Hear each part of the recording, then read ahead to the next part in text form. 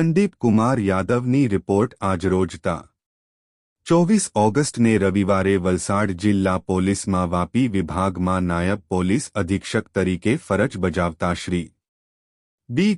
દવેને 15 August સ્વતંત્રતા દિવસે રાષ્ટ્રપતિ દ્વારા સારી કામગીરી બદલ મેડલથી પુરસ્કૃત કરવામાં આવેલ.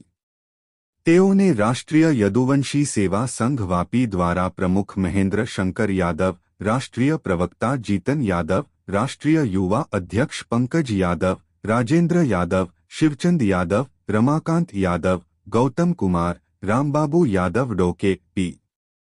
યાદવ, મંગલ યાદવ, ગૌરવ યાદવ, જી.એસ. યાદવ વગેરે એ વાપી નાયબ પોલીસ અધિક્ષક શ્રી ની કચેરી 4 રસ્તા જીઆઈડીસી વાપી ખાતે જઈને શ્રી બી. દવેનું ઉષ્માભર્યું બહુમાન કરેલ.